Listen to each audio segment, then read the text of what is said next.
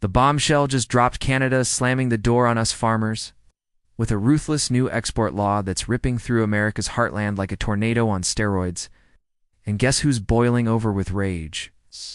None other than Donald Trump himself, unleashing a firestorm of fury that's got the White House trembling and Wall Street in panic mode. But hold on tight, because this isn't just politics. It's a full-blown economic apocalypse that's threatening to bury American agriculture 6 feet under. We're talking billions lost, families ruined, and a food crisis that could leave your dinner table empty.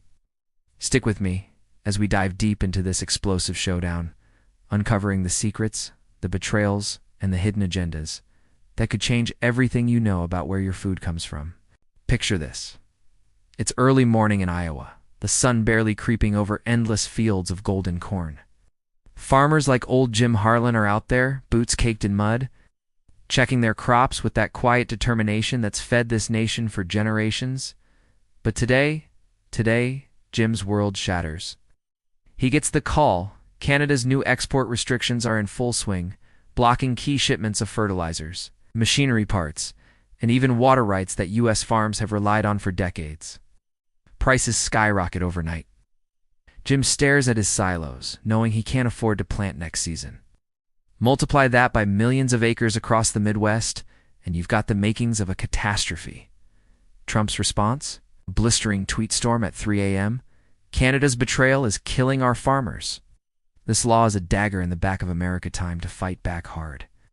But is this just hot air, or the spark that ignites a trade war bigger than anything we've seen?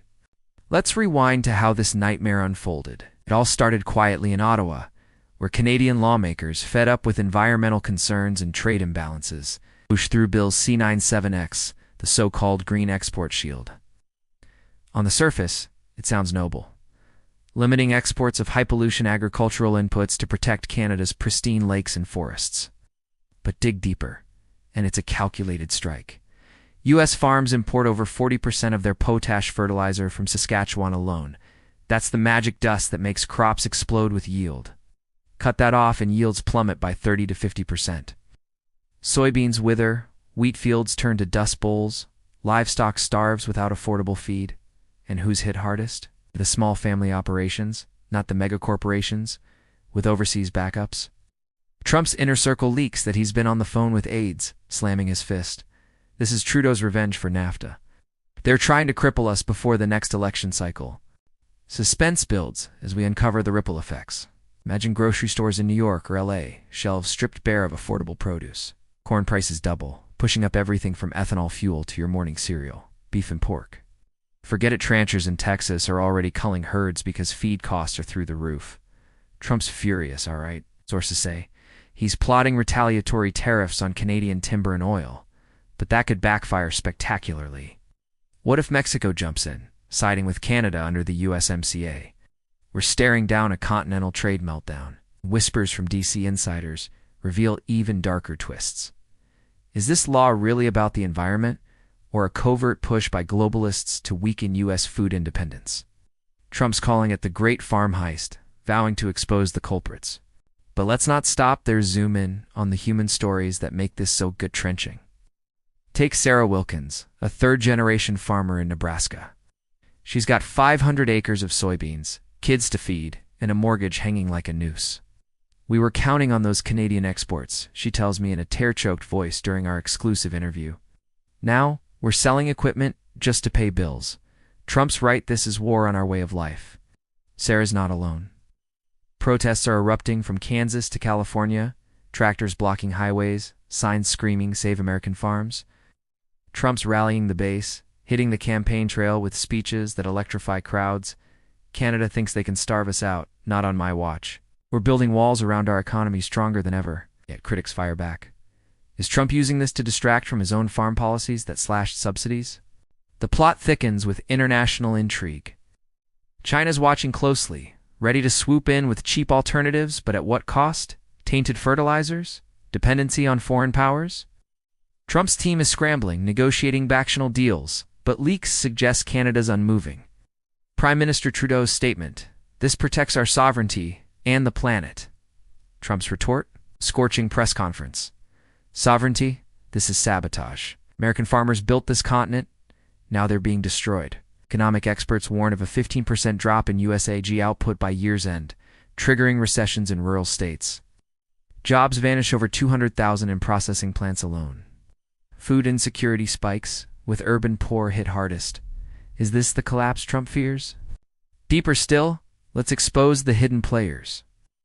Lobbyists from big ag giants like Monsanto and Cargill are in overdrive, pushing for exemptions that favor them while crushing independence.